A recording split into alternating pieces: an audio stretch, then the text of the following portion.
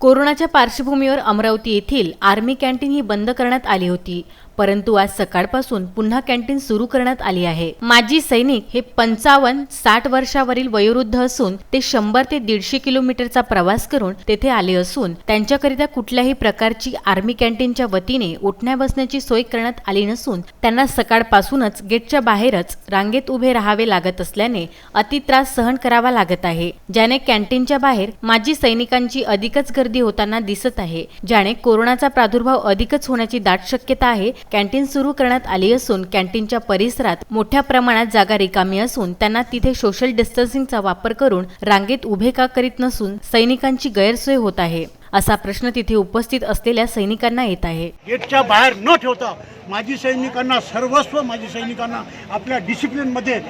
इतका मोठा परिसर आहे तुमचा सीएडी कॅन्टीनचा, तिकडे लिकरचा परिसर आहे, इथं 2 सेट बनलेले आहेत, इथं 2 बोर्ड आहे, याच्यात आपल्या डिस्टन्स करून त्यांना ते देण्यात वागणूक देण्यात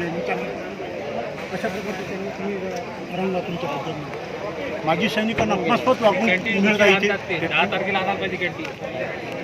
विदर्भ न्यूज ब्युरो, अमरावती।